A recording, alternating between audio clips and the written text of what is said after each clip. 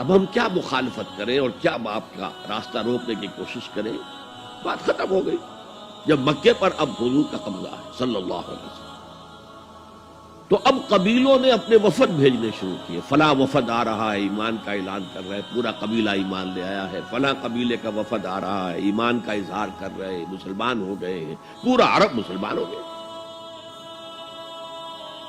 اب یہ لوگ جو ایمان لا رہے تھے، اور ایمان لانے کا مطلب کیا ہے؟ صرف یہ کہہ دینا اشہد ان لا الہ الا اللہ واشہد ان محمد رسول اللہ صلی اللہ علیہ وسلم. ان کی اندرونی کیفیات تین میں سے کوئی سی ایک ہو سکتی تھی. یا تو واقعی ان میں سے بھی کچھ لوگ ایسے تھے جو واقعتاً صدق دل سے ایمان لائے. ایسا بھی ہو سکتا ہے کہ وہ پہلے ہی سے ایمان لا چکے ہوں، لیکن اپنے قبیلے کی عصبیت کی وجہ سے، اور یہ کہ پھر قبیلے کو چھوڑ کر کہیں جانا پڑے گا، وہ اظہار نہ کر رہے ہوں. اب اس کے اظہار کے اندر کوئی معنی نہیں رہا، کوئی رکاوٹ نہیں رہی، کوئی رسک نہیں رہا. یہ بھی ہو سکتا ہے.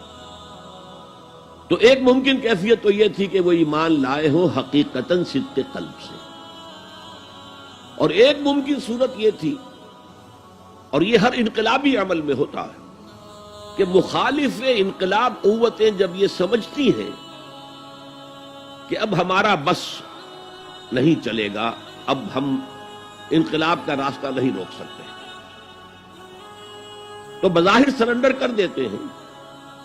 لیکن دلوں میں ایک ارادہ ہوتا ہے، دیکھیں گے کوئی موقع ملا، وہ حالات بدلے تو پھر ان سے نبٹ لیں گے.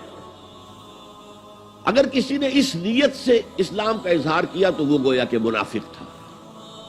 لیکن بہت سے لوگوں کی کیفیت ہو سکتی ہے نظری اعتبار سے کہ نہ مثبت طور پر ایمان ہے، نہ منفی طور پر نفاق ہے، کوئی دھوکہ دینے کا ارادہ بھی نہیں ہے، کوئی صرف ٹائم گین کرنے کے لیے اسلام کا اظہار نہیں کیا ہے. تو گویا کہ یہ پازیٹو ویلیو ایمان کی +1 +2 +3 +4 ایمان کے درجے ہیں. ایک عام آدمی کا ایمان ہے، ایک ابو بکر صدیق کا ایمان ہے، زمین و آسمان کا فرق ہے.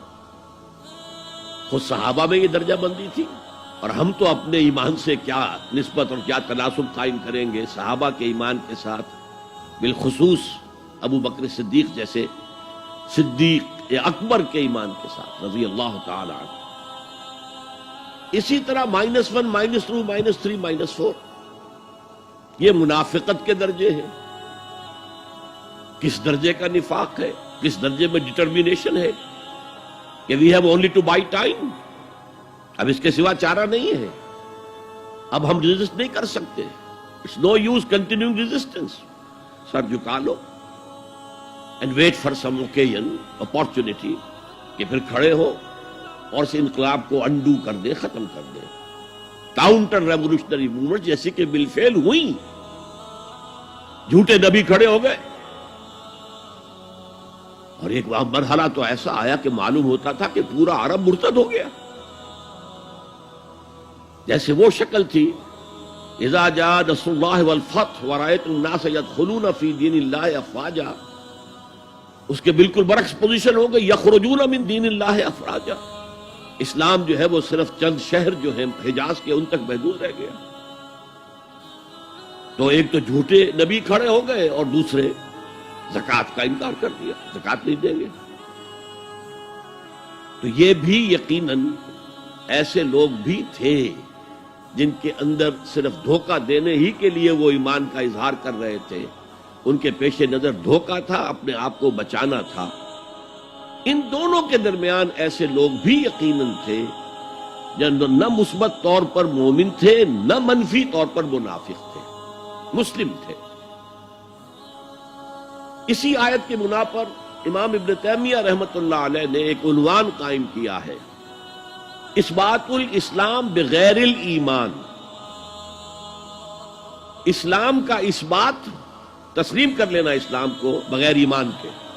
اس آیت کے حوالے سے قالت الاعراب آمنا قل لم تؤمنوا ولكن قولوا اسلمنا ولما يدخل الايمان في قلوبكم. اب اگلا ٹکڑا اس آیت کا یہ ثابت کر رہا ہے کہ وہ منافق نہیں تھے. وَإِن تُطِيعُوا اللَّهَ وَرَسُولَهُ لَا يَلِدْكُم مِّنْ أَعْمَالِكُمْ يا رب فاجمعني بكل الصحب والأحباب واكتب لنا أن ندخل الجنات بالريان.